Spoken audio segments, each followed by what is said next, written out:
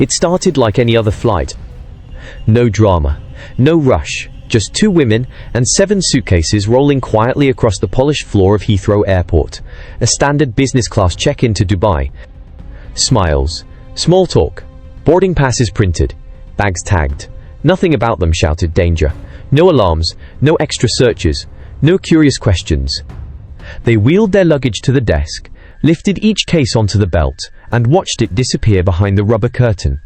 To airport staff, it was just more baggage in an endless stream. Maybe to security, the suitcases were just shapes on a screen. Clothing, toiletries, personal items, nothing that looked like a weapon, nothing that looked like a threat. But buried under those innocent layers, tightly packed in the empty spaces between shoes and shampoo bottles, was something else entirely. Bricks of cash, vacuum-sealed, compressed until they looked like blocks of dense material, wrapped in plastic, slick and soundless, the kind of weight scanners are not programmed to care about. No drugs, no guns, no explosives, just millions in clean, untraceable banknotes. This was not a one-off stunt, this was a system, a luxury courier network that, over time, quietly funneled more than £100 million out of the UK and into Dubai. No shootouts, no car chases, just flights, luggage tags, and business class seats. And behind it all stood a man most people would never look at twice. No underworld reputation, no gangster persona, no flashy social media. His name was Abdullah Muhammad Ali bin Bayat Alfalasi, a quiet figure from Dubai with a diplomatic-sounding surname and a spotless passport. On paper, he could have been anyone, a businessman, a civil servant, a family man, but behind closed doors, he had built a machine that would move more criminal cash out of the UK than almost any individual before him. He did not start with an empire, he started with himself. On New Year's Day 2020, while most people were nursing hangovers or making resolutions they would soon abandon, Alfalasi was boarding a flight from Heathrow to Dubai. He checked in 11 suitcases and declared just under £700,000 in cash. That was only the beginning. Over the course of 10 flights, he personally moved nearly £6 million. The process worked, the route was safe, the airport systems barely glanced at him. And somewhere along those journeys he made a decision: it was time to scale. The method was brutally simple. Cash in the UK, gold in Dubai. He charged his clients, believed to include organised crime groups and drug traffickers, around 10% of whatever they wanted moved. In return, he handled everything: the couriers, the logistics, the front companies, the fake paperwork, and the laundering on the other side. To make it all look legitimate, he registered a company, Omnivest, also referred to as Omniest Gold Trading. On paper, it was a gold trading business. In reality, it was a disguise for river after river of dirty money turning into clean assets. From Dubai, always distant, always silent, Alfalasi pulled the strings. The couriers would fly, the bags would move, the money would vanish. And for a while, nobody even knew his name. By the time Abdullah Alfalasi realized how easy it was, the only real question left was scale. If one man with 11 suitcases could move hundreds of thousands, what could a network do? He had already tested the route like a careful engineer's stress, testing a bridge. 10 flights between Heathrow and Dubai, 10 sets of boarding passes, 10 waves at check-in counters. On those journeys he carried nearly £6 million himself, declaring large sums, leaning on the appearance of legitimacy. Nothing broke, nothing jammed. Security, built to look for bombs and blades, simply was not looking for bricks of money. So he built the machine. The model was straightforward and brilliant in its simplicity.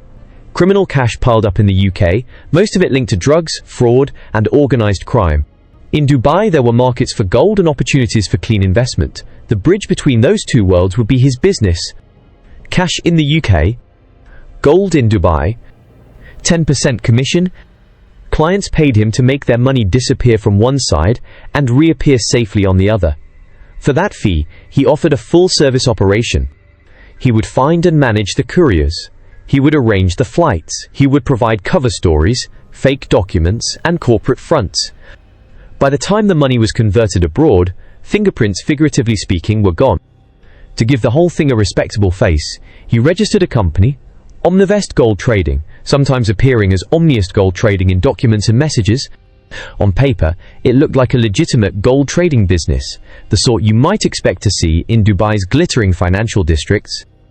The couriers were armed with forged letters printed on company letterhead, stamped and signed, claiming they were authorized to transport large amounts of cash for business purposes. If anyone asked questions at the border, they had an answer ready. This was not criminal money, this was corporate finance. But what really made the system efficient was how tightly he controlled the logistics. Alfalasi booked almost every flight himself, Emirates business class. Not because he wanted his couriers to travel in comfort, though they did, but because business class meant more luggage, more bags, more weight, more money per trip. He collected air miles as he did it, quietly turning crime into points, points into tickets, keeping costs low and capacity high. From Dubai, he coordinated itineraries, making sure his couriers did not cluster, that routes did not overlap in ways that might raise suspicion. Time zones and terminals became his chessboard, yet he never stepped into the spotlight. He stayed in Dubai. He stayed off the radar. No late-night meetings in London car parks. No photos with couriers. No bravado online. To those who did know his name, he was always just one step removed, someone at the top, someone important, but not someone they ever expected to meet. He preferred it that way. By the time his network reached full capacity, over £100 million had flowed through it. £100 million, carried not in armoured vans or hidden compartments, but in ordinary suitcases pushed through airport scanners by people who looked like anyone else in the departure lounge. It might have continued for years, but every system has a weak point, and his was about to wheel 5 heavy suitcases into Terminal 5 at Heathrow. She would done it before, 3 times. Borrington also has Mayout, no questions, no problems. Each trip was the same routine: fly to Dubai, check into a resort, hand over the bags, enjoy a couple of days in the sun, then head home to Leeds. Easy money for what looked, from the outside, like a string of girls, holidays. But on the 3rd of October 2020, something changed. It did not.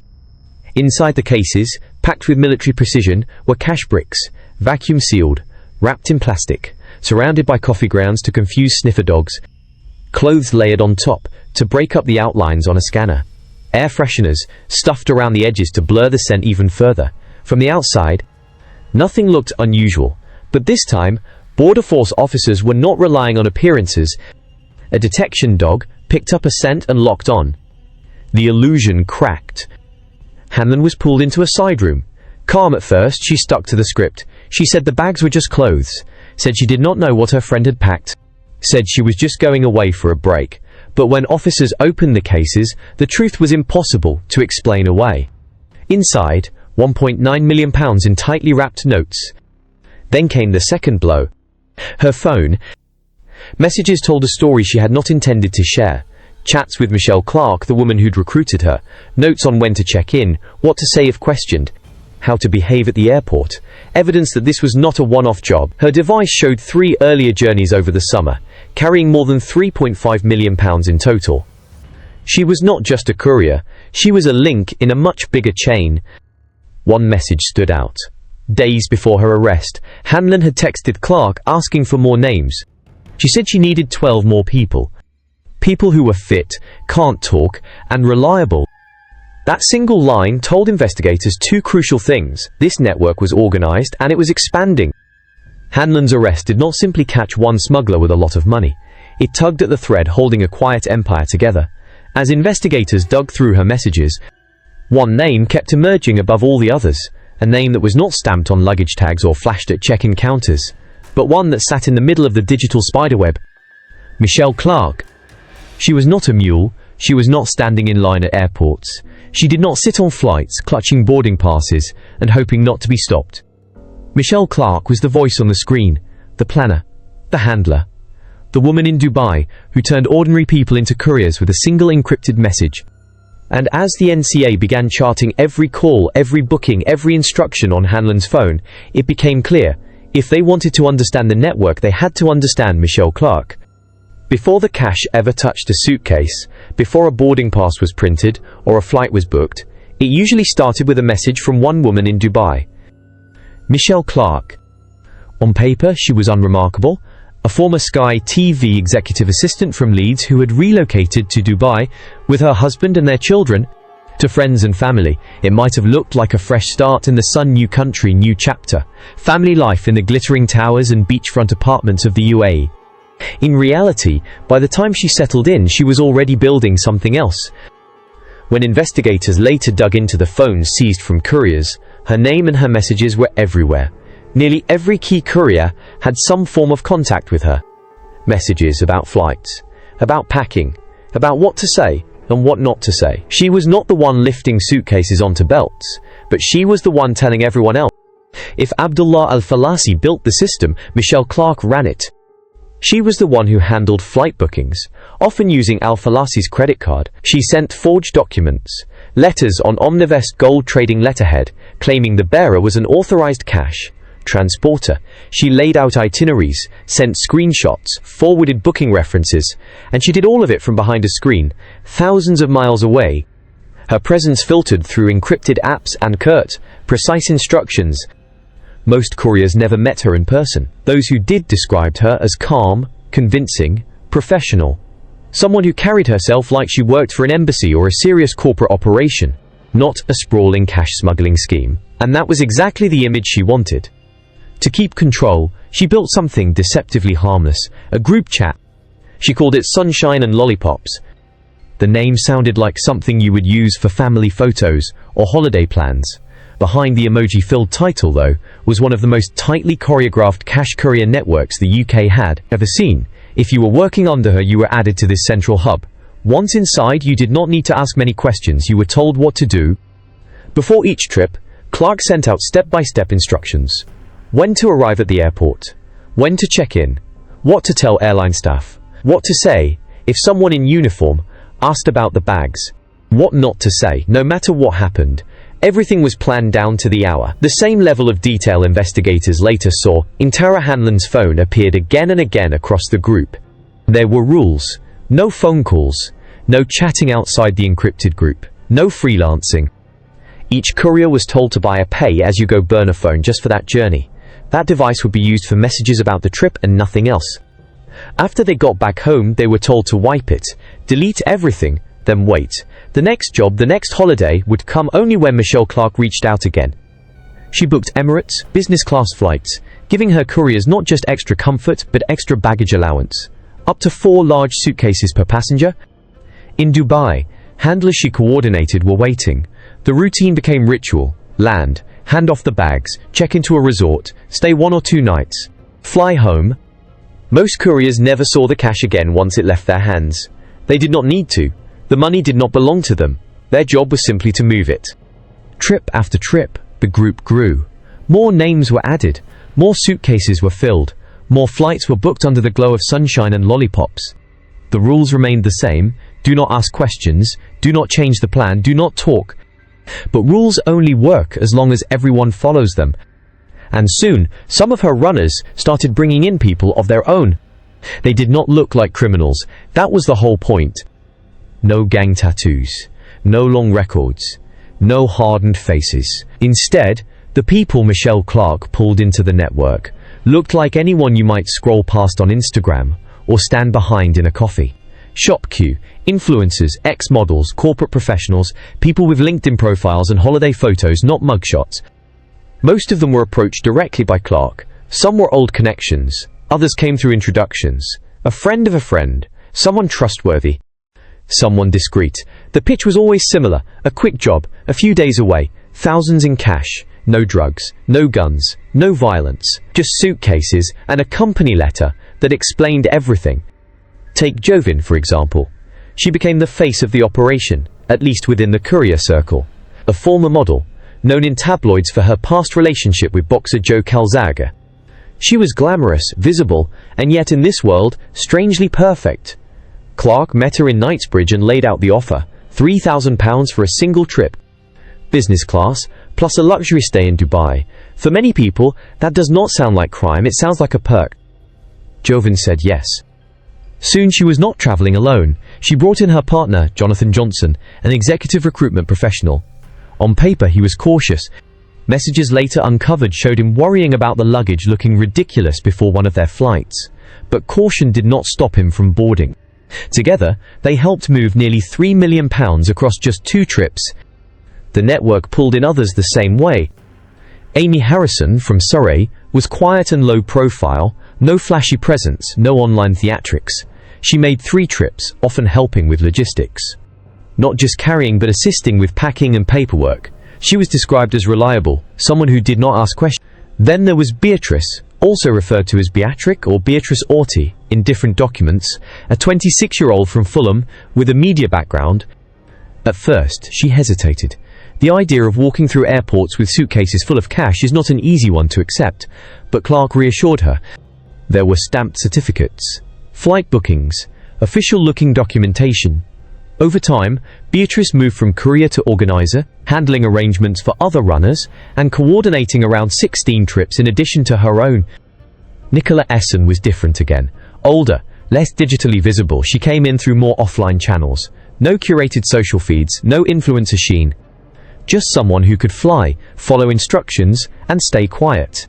She flew business class and carried 19 suitcases across 3 journeys. Nearly £6.5 million passed through her hands alone.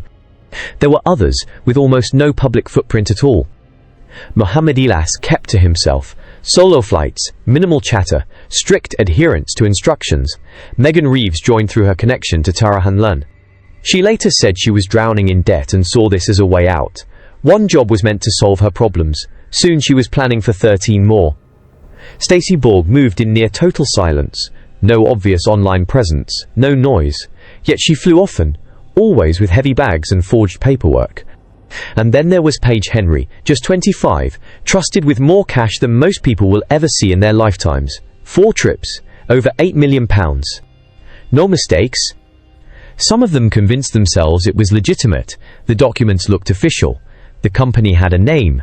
There were seals, signatures, and business class tickets. Others simply chose not to ask. Whatever the story, they all believed one thing: they would get in, get out, get paid, and never get caught. But to move tens of millions in cash, trip after trip, belief was not enough. The system had to be exact. To move that kind of money, tens of millions in loose notes, the system could not just be secret, it had to be precise. Once a courier was confirmed, the work began long before they saw a boarding pass. Cash was collected from gangs and criminal groups across the UK, most of it tied to drug trafficking and organised crime. It did not go straight into suitcases. First, it went into counting houses. These were not offices with logos on the door.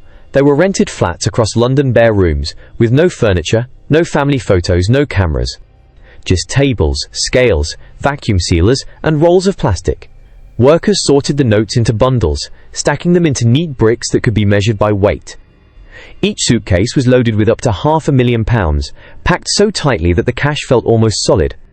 The layering was ritual, clothes and toiletries at the top to fool a casual glance.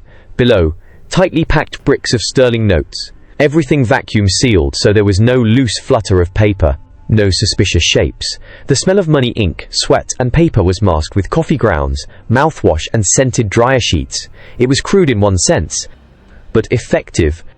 The weak link in most smuggling operations is security. Here, it was the cover. UK airport security is built to spot threats that can bring down an aircraft. Explosives, weapons, hazardous materials. At Heathrow, suitcases pass through 3D scanners using computed tomography, the same technology used in medical imaging. The software flags shapes that might be dangerous. If nothing looks threatening, the image passes by, barely glanced at by human eyes. And cash is not a threat to an aircraft, so the machines do not scream when they see it. Under UK law, anyone leaving the country with more than £10,000 in cash is supposed to declare it, but that system relies on honesty. There are no routine scans purely for money. No automatic alarms if a suitcase is packed with notes. If no one asks and you do not tell, it is frighteningly easy to walk through that gap. That loophole, the silence around cash, was exactly where this network lived. Once the money hit Dubai, the script flipped. Each courier carried a fake authorization letter from Omnivest Gold Trading, printed on letterhead, stamped and signed. The document claimed the bearer was officially transporting corporate funds. At customs, they would hand it over. The paperwork matched the story. The bags went through. Handlers met them at the terminal, took the luggage, and vanished into the city. The courier checked into a resort, took a couple of days to relax, then flew home, lighter and richer. For months, it worked. The network did not fall because of one mistake. It fell because every courier eventually made theirs. And it all circles back to that moment at Heathrow with Tara Hanlon. Her arrest triggered a quiet storm. No press conferences, no headlines. Just investigators working in the background, connecting names, tracing bookings, matching baggage weights to ticket payments and passport scans. Each seized phone added new threads to the map. Hanlon was the first domino, but she was not alone. Her messages led straight to Michelle Clark. From Clark, the NCA traced the web outward. Next came Zdenek, also reported as Jane Kamarit, a Czech national caught at Heathrow weeks later with £1.3 million in his luggage. Same airline, same packing method, same omnibus paperwork. In March 2022, Joe Larvin and Jonathan Johnson were arrested at Manchester Airport. By then, records showed they had already flown twice. In August and September 2020, smuggling nearly £5 million between them. Border Force had flagged them months earlier, but the NCA waited until the evidence was locked in. Amy Harrison, who flew 3 times with over £6 million across 15 suitcases, was picked up in a sweep after Johnson and Larvin. She would helped with planning, not just carrying cash, but assisting in bookings and packing. Beatrice Olti was arrested at home during May 2021 raids. Records already tied her to Clark and to Alfalasi. The pattern repeated. Nicola Essen, a 56-year-old from Leeds, had flown under the radar until passenger records caught up with her. Mohamed Ilas came into focus after something rare happened. One of his bags vanished in transit. It later turned up at Heathrow, still sealed, still packed with £431,000 inside. That lost suitcase made him impossible to ignore. When he returned on another flight, officers were waiting. Each arrest unlocked the next. More phones, more chats, more bookings, more forged letters. Again and again, investigators were led back to the same flight accounts. The same credit card, the same company name. At the center, one man who still seemed safely out of reach. Inyukuwaikoza halwaking tingan mab, Abdullah Alfalasi. He was in Dubai. No extradition, no easy way to bring him to a UK courtroom. For a while, the case at the top looked frozen. The NCA had the picture, but not the man. Then he came to them. In December 2021, for reasons still unclear, Alfalasi boarded a flight to London with his wife and children. They stayed in a high-end Belgravia apartment owned by his in-laws. No aliases, no disguises. Maybe he believed the net had not reached his name. Maybe he thought he was invisible. He was not. Around lunchtime, the NCA moved in. 3 phones were seized.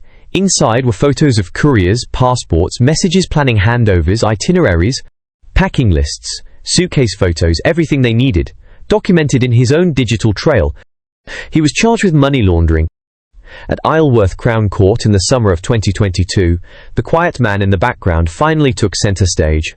He pleaded guilty to removing criminal property, over £100 million laundered out of the UK.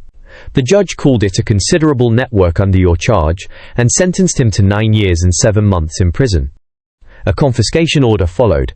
£2.5 million in assets seized, a Mercedes G63, a Ford pickup, 3 Rolex watches. According to the court, it was all paid back, every penny. The couriers faced their own reckoning.